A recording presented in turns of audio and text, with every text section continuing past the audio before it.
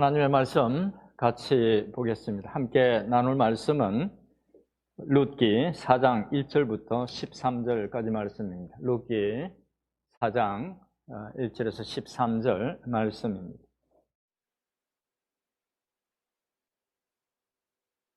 제가 받들어 읽겠습니다. 룻기 4장 1절에서 13절에 기록된 하나님의 말씀입니다.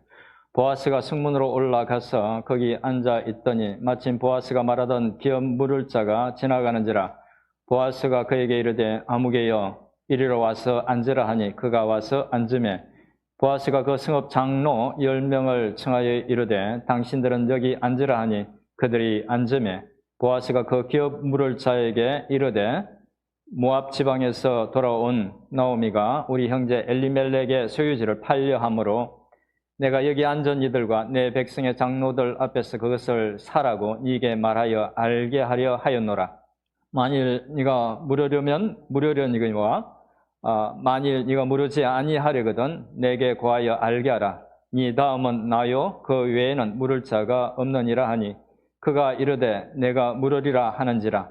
보아스가 이르되 네가 나오미의 손에서 그 밭을 사는 날에 곧 죽은 자의 아내 모압 여인 룻에게서 사서 그 죽은 자의 기업을 그의 이름으로 세워야 할지니라 하니 그 기업 물을 자가 이르되 나는 내 기업에 손해가 있을까 하여 나를 위하여 물으지 못하노니 내가 물을 것을 네가 물으라. 나는 물으지 못하겠노라 하는지라.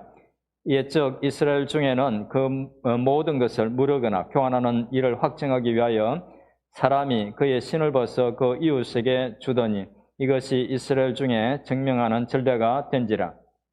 이에 그 기업 물을 자가 보아스에게 이르되 네가 너를 위하여 사라 하고 그의 신을 벗는지라.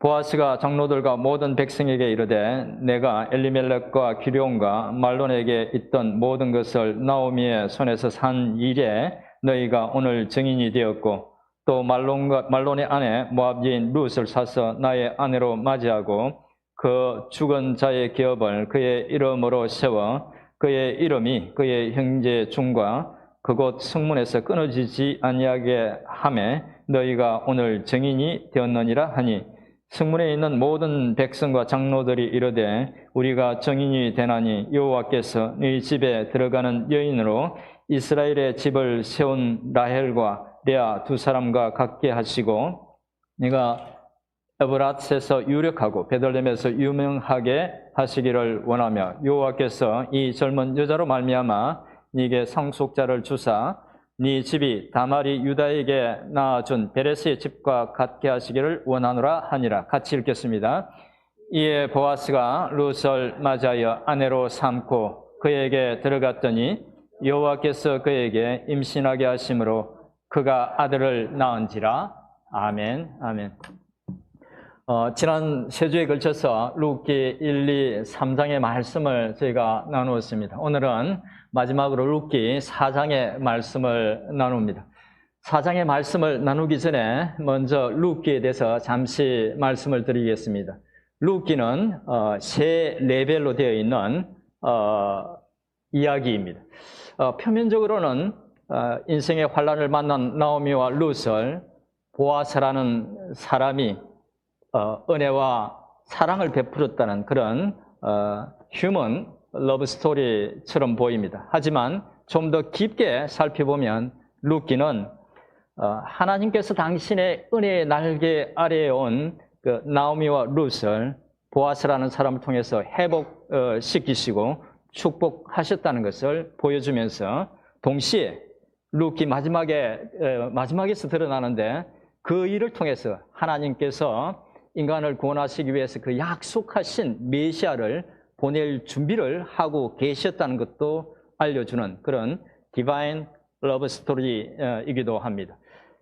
룻기가 이렇게 3중의 스토리를 갖고 있다는 것을 생각하고 룻기를 보시면 룻기의 말씀을 더 깊이 이해할 수 있을 것입니다. 이제 지난주까지 있었던 이야기와 나머지 이야기가 어떻게 진행되는지 살펴보면서 말씀을 통해서 주시는 교훈들을 생각해 보도록 하겠습니다. 지난주에는 보아스가 추수한 그 보리를 까불기 위해서 자기 타작마당으로 나왔을 때에 밤중에 룻이 그를 찾아가서 나누었던 대화를 살펴봤는데, 그 일은 시어머니 나오미가 계획하고 룻이 했던 일이었죠. 룻은 나오미가 시키는 대로 잘 차려입고 밤중에 보아스를 만나서 대담하게 자신들의 기업 물을자, 곧 고엘이 되어달라고 부탁을 했습니다. 그 부탁은 많은 돈을 들여서 죽은 시아버지와 남편의 그 옛 땅을 되찾아주고, 또 자기를 아내로 맞아서 시가를 다시 일으켜달라는 그런 부탁이었습니다. 보아스는 룻의 말을 듣고 자기보다 더 가까운 친척이 한 사람이 있기 때문에 그에게 먼저 물어보고, 만약 그가 하지 않겠다고 하면 자기가 반드시 그 일을 하겠다고 약속하고 룻을 집으로 돌려보냈습니다. 집으로 돌아오자 룻은 나오미에게 그 밤에 있었던 일을 모두 말했고, 그 이야기를 들은 나오미는 이제 보아스가 그날 중에 그 일을 처리할 것 같으니까 같이 한번 지켜보자고 말했습니다. 이제 여기까지가 룻기 3장의 이야기였습니다. 한편 새벽에 룻을 집으로 돌려보낸 보아스는 바로 그날 룻에게 약속한 대로 일을 처리합니다. 우선 그는 성문으로 갔습니다. 보아스가 성문으로 갔던 이유는, 당시 성문은 장사하는 사람들이 이렇게 모여서 거래를 하는 그런 곳이기도 했고, 또 사람들 사이에 어떤 분쟁이 생겼거나 혹은 문제가 생겼을 때에 장로들이 모여서 그 문제를 해결하거나 조정하는 일종의 요즘 같으면 법원과 같은 그런 역할을 하는 곳이기도 했습니다. 그래서 그곳으로 갔던 것이죠. 보아스는 아마 룻과 나오미의 그 가까운 친척이었던 그 남자가 늘 그곳을 지나다닌다는 것도 알았던 것 같습니다. 보아스는 그날도 그 남자가 그 성문으로 지나가자 남자를 불러서 자리에 앉았습니다. 그리고 동시에 성읍 장로 10명도 그 자리에 불렀습니다. 그리고는 그 남자에게 모압에서 돌아온 나오미의 그 죽은 남편 엘리멜렉의 소유지를 팔려고 하는데 사겠느냐고 물었습니다. 보아스의 이 질문을 보면 나오미에게 마치 남편이 물려준 그런 땅이 있는 것처럼 보이지만 사실은 그렇지 않습니다. 당시 이스라엘 땅에서 이 땅은 한 집안에 속한 것이고, 그래서 이 다른 지파의 사람들에게 팔 수 없었습니다. 단지 팔 수 있는 건 매매 경작권만 이렇게 팔았습니다. 경작권만. 근데 이 경작권은 50년마다 다가오는 희년이 되면 끝이 납니다. 원래 주인에게 그 땅을 되돌려 주어야 했습니다. 그래서 땅을 매매할 때는 이 희년이 얼마 남았느냐에 따라서 그 땅값이 정해졌습니다.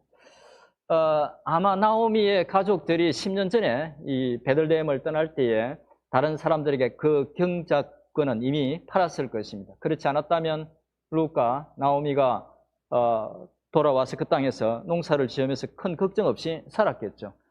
그래서 이제 나오미가 팔 수 있었던 것은 자기 남편에게 있었던 땅에 대한 권리밖에 없었습니다.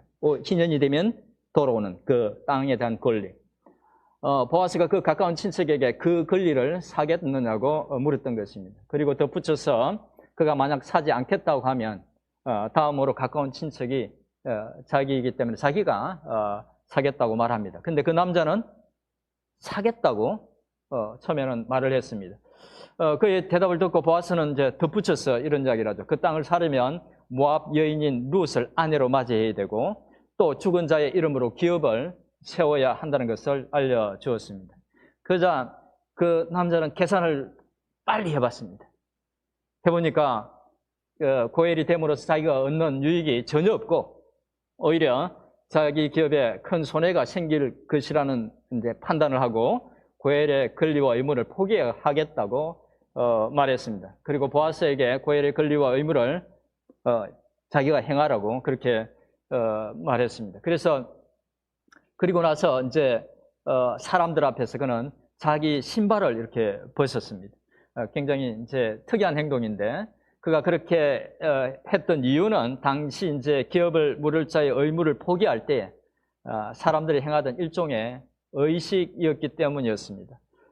그 의식은 죽은 형제에 대해서 해야 할 의무를 기록하고 있는 신명기 25장, 신명기 25장의 내용에 근거한 것입니다. 신명기 25장 특별히 5절부터 10절에 보면 이런 내용이 기록되어 있습니다. 만약 형제가 죽고 아들이 없으면 죽은 자의 아내는 타인에게 시집가지 말고 남편의 형제가 그를 아내로 맞아 형제의 이름을 잊게 하라고 규정하고 있습니다. 이건 일종의 계대 기론이고 고대에 있던 그런 관습이고 우리는 굉장히 낯선 그런 풍습이죠.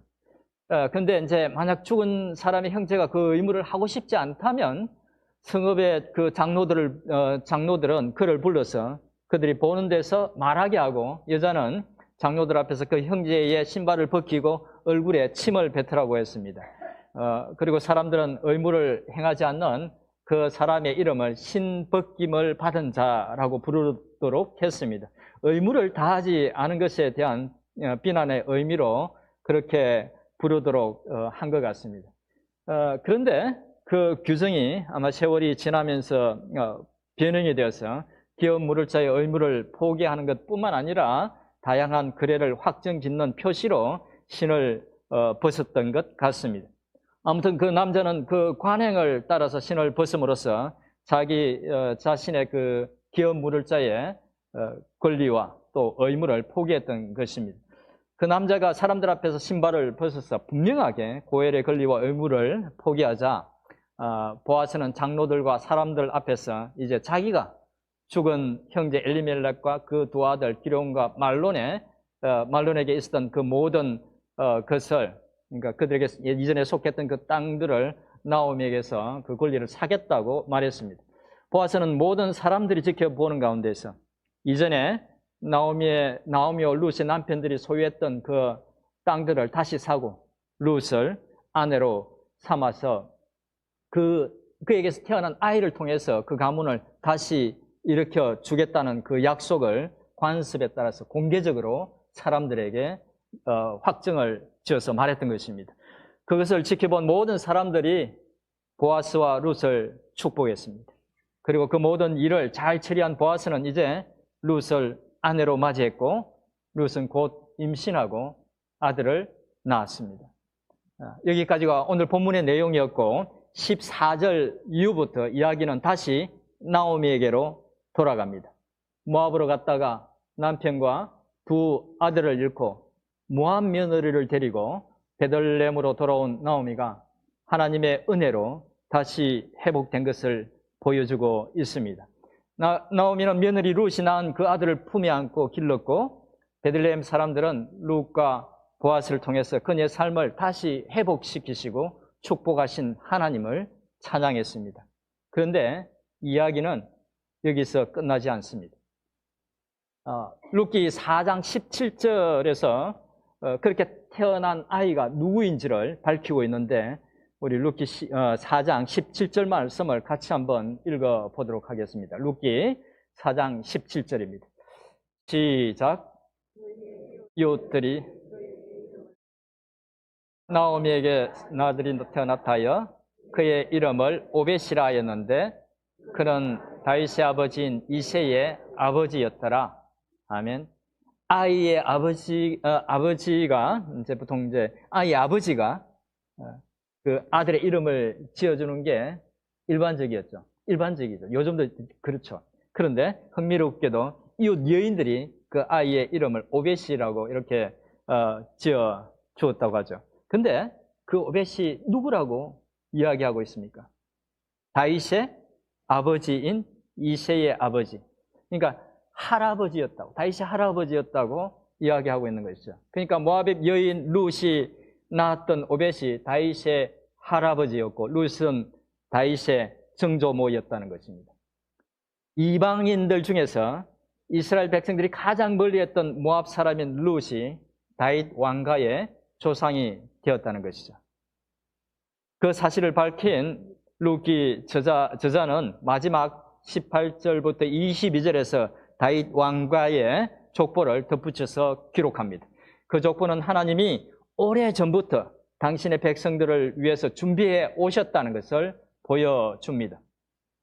심지어 사람들이 왕이 없어서 자기 소견에 옳은 대로 살던 사사시대에도, 그러니까 사람들이 하나님을 무시하고 온갖 죄를 저지르며 살던 사사시대에도 하나님께서는 보아스와 룻을 통해서 다윗 가문을 준비하셨고 때가 되었을 때 다윗을 이스라엘의 왕으로 세워주셨다는 것을 족보는 보여주고 있다는 것입니다. 그리고 놀랍게도 다윗으로부터 27대에 이르러서 하나님이 약속하셨던 메시아 예수 그리스도를 그 가문에서 태어나게 하셨습니다. 그리고 보면 룻기는 단순한 보아스라는 의로운 사람이 인생의 환난을 만난 나오미와 그의 며느리를 도와주었다는 그런 이야기가 아니라 하나님이 당신의 은혜의 손으로 당신의 백성들을 도우시고 그 일을 통해서 또한 메시아까지 준비하셨다는 그런 은혜로운 이야기라는 것을 알 수 있습니다. 말씀을 통해서 주시는 여러 교훈들이 있지만 오늘은 두 가지만 살펴보도록 하겠습니다. 첫째는 여호와 하나님은 그의 은혜의 날개 아래에 온 사람은 누구든지 그에게 반드시 은혜를 베푸신다는 것입니다. 사실 룻은 별로 희망이 없는 사람이었습니다. 룻의 조상들은 부끄러운 역사를 가지고 있었습니다. 그녀는 모압 사람으로서 우상을 섬기던 사람이었고 젊은 나이에 남편이 죽고 자녀도 없는 그런 가난한 과부였고 하나님과는 전혀 관계가 없는 그런 사람이었습니다. 하지만 그녀는 하나님의 섭리 속에서 하나님의 은혜의 날개 아래로 왔습니다. 하나님은 당신의 품으로 온 룻에게 놀라운 은혜를 베풀어 주셨습니다. 그의 삶을 회복시켜 주셨을 뿐만 아니라 그를 메시아인 예수의 조상이 되게 하셨던 것입니다.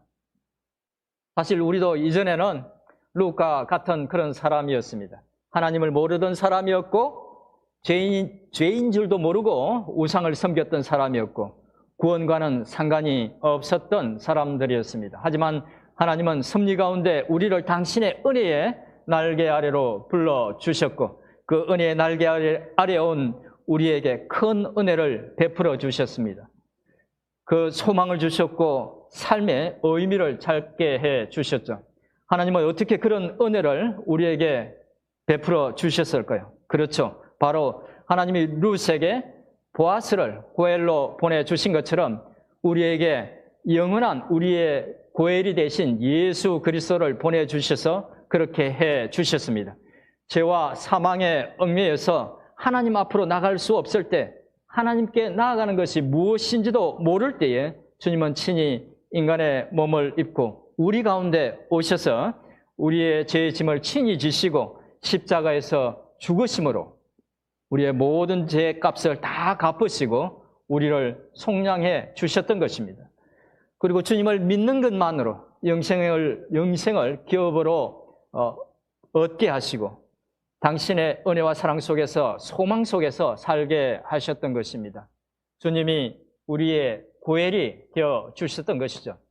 더욱 중요한 것은 우리의 고엘이 되신 주님은 이제 성령으로 우리 속에 거하시면서 천국에 이르는 그날까지 악한 것이 만지지도 못하도록 지키시고 인도하고 계신다는 것입니다. 주님은 그 은혜의 날개 아래 온 모든 사람에게 이 은혜를 베푸십니다. 우리는 우리에게 그런 신실하신 고엘이 있다는 사실을 꼭 기억해야 합니다. 특별히 나오미나 룻이 겪었던 것과 같은 환난과 고난을 만나서 마음이 힘든 분이 있다면 이 사실을 꼭 기억하시고 주님을 더욱 의지하시기를 축원드립니다. 둘째는 다시 한번 강조하지만 하나님은 당신의 백성들에게 헤세드를 보여주실 뿐만 아니라 삶 속에서 헤세드를 행하는 사람들에게 보상해 주신다는 것입니다. 우리는 말씀을 통해서 룻과 나오미는 어려운 가운데서도 헤세드를 행하며 살았고 하나님은 그런 그들을 회복시켜 주시고 축복해 주셨다는 사실을 보았습니다. 사실 나오미와 룻은 자신들의 그 어려움이 언제 끝날지도 몰랐습니다. 베들레헴으로 돌아올 때도 정말 절망적이었죠. 한 치 앞을 내다볼 수 없는 절망적인 그런 상황에 처해 있었습니다. 보아스를 만나서 이삭을 좀 주어서 양식을 마련할 수 있기는 했지만 그럼에도 여전히 그들의 앞날은 불투명했고 또 별로 희망이 없었습니다. 하지만 그들은 그런 어려운 가운데서도 서로에게 헤세드를 베풀며 살았습니다. 그리고 때가 되자 하나님은 보아스를 통해서 그들의 삶을 회복시키시고 축복해 주셨습니다. 저는 여러분들에게 룻기의 중요한 주제인 이 헤세드의 삶을 특별히 강조하고 싶습니다. 왜냐하면 우리도 신앙생활을 하면서 아무리 기도해도 애를 써도 해결의 실마리가 보이지 않아서 언제까지 그 문제와 계속 씨름해야 될지 몰라서 낙심되고 또 좌절될 때가 종종 있고 또 하나님이 거룩하게 바르게 살아야 그래야 그러니까 헤세드를 행하면서 살아야 복을 주신다고 해서 그렇게 살아보지만 오히려 그렇게 사는 것이 손해가 될 때가 더 많아서 그렇게 사는 것이 회의가 될 때가 종종 있기 때문입니다. 사실 제가 성도님들의 모든 사정들을 다 속속들이 알지는 못하지만 거의 대부분의 성도님들이 지난 세월 동안 많은 어려움들을 겪어왔고 지금도 여전히 여러 문제들과 씨름하고 있다는 것을 알고 있습니다. 안타까운 마음에 새벽마다 하나님께 그런 문제들을 해결해 달라고 기도하지만 쉽게 잘 해결되지 않는 것을 보면서 저도 낙심이 될 때가 많습니다. 하지만 저와 여러분이 다시 기억해야 할 것은 룻기의 말씀을 통해서 하나님께서 우리에게 보여주신 것처럼 삶의 어려움 가운데서도 변하지 않고 하나님을 바라보는 자에게 한결같이 하나님을 바라보는 자에게 하나님은 반드시 보상해 주신다는 것입니다. 이것은 단순히 성경에만 기록되어 있는 것이 아니라 우리의 삶 속에서 확인할 수 있는 사실이기도 합니다. 저는 일주일에 한 번 정도 한국에 계신 저희 어머니와 통화를 합니다. 어머니는 처음 예수를 믿고 다니기 시작했던 그 교회에 50년 이상 계속 그렇게 다니고 계십니다. 저도 그 어릴 때부터 그 교회에 다녔고 또 그 교회에서 안수 집사도 했기 때문에 무교회의 여러 성도님들을 잘 알고 있어서 종종 생각나는 분들의 근황을 물어보곤 합니다. 그런데 어머니의 대답에서 일관되게 드러나는 두려운 사실 하나가 있습니다. 그것은 예수 믿는 사람이 저렇게 하면 안 되는데 라는 염려가 생기게 했던 사람들은 하나같이 삶이 그렇게 순탄하지 못하다는 것입니다. 반면에 신실하게 신앙생활을 잘했던 사람들은 모두 다 중간에 약간의 고난들이 있긴 해도 삶이 점점 안정되고 형통하더라는 것입니다. 긴 세월, 짧은 시간이 아니라 50년이라는 긴 세월 이상 동안에 지켜보니까 하나님의 말씀이 사실이더라는 것입니다. 하나님의 약속이 사실이더라는 것입니다. 가진 것이 별로 없어도 남에게 베풀고 어려운 사람을 보면 도와주기도 하고 마음이 상하는 일이 있어도 참고 또 교회에 어려운 일이 생기면 엎드려서 기도하면서 그렇게 예수를 반듯하게 잘 믿던 분들은 그러니까 헤세드를 실천하면서 살던 분들은 그분들의 삶을 하나님이 축복해 주시고 형통하게 해 주시더라는 것입니다. 룻기를 통해서 말씀하신 것처럼 또 우리의 삶을 통해서 경험해서 아는 것처럼 하나님은 헤세드를 실천하는 사람들을 반드시 축복해 주십니다. 비록 어려운 일을 만나더라도 흔들리지 말고 그 믿음 갖고 헤세드의 삶을 사는 그래서 하나님의 은혜와 축복을 누리는 우리 모두가 될 수 있기를 축원드립니다. 이제 말씀을 정리하겠습니다. 지금까지 4주에 걸쳐서 룻기의 말씀을 나누었습니다. 룻기는 대부분의 사람들이 하나님을 외면하고 죄악 속에서 살아가던 그 사사기 시대 인생의 환난을 만나서 하나님의 은혜의 날개 아래로 피한 룻과 나오미를 하나님이 보아스라는 사람을 통해서 헤세드의 사랑을 베풀어 주시고 그들의 삶을 회복시켜 주시고 또한 그들을 예수 그리스도의 조상으로 삼으신 이야기를 기록하고 있습니다. 사랑하는 성도 여러분, 하나님은 당신의 은혜의 날개 아래로 피한 당신의 백성들을 반드시 지키시고 선한 길로 인도하십니다. 또 삶이 힘들어도 변하지 않는 믿음으로 주를 바라보면서 주님의 헤세드를 실천하는 이들에게 놀라운 축복으로 갚아주시고 또 그들의 헌신을 통해서 당신의 뜻을 이루어 가십니다. 저와 여러분이 그 믿음 갖고 승리할 수 있기를 주님의 이름으로 축원드립니다. 네. 주신 말씀 생각하면서 2, 3분 정도 통성으로 기도하겠습니다.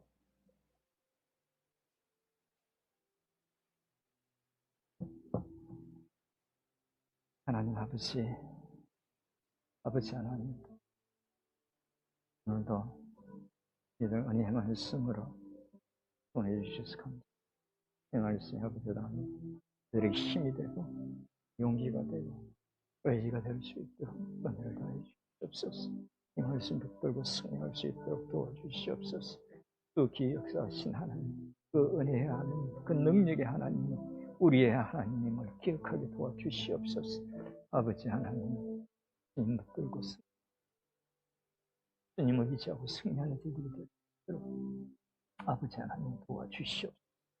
하나님 아버지, 능력으로 붙들어 주시고 능력으로 역시 좋으신 하나님 아버지, 오늘도 말씀으로 저희를 교훈해 주셔서 감사합니다. 주신 말씀처럼 비록 삶의 현실들이 어렵고 어떻게 될지 알 수 없는 상황이라 할지라도 주님의 헤세드의 사랑을 믿고 또 헤세드의 삶을 살아서 그 하나님 의지하고 흔들리지 않는 믿음 가운데 살아가는, 그래서 하나님의 은혜와 축복을 누리는 저희들 될 수 있도록 은혜를 베풀어 주옵소서.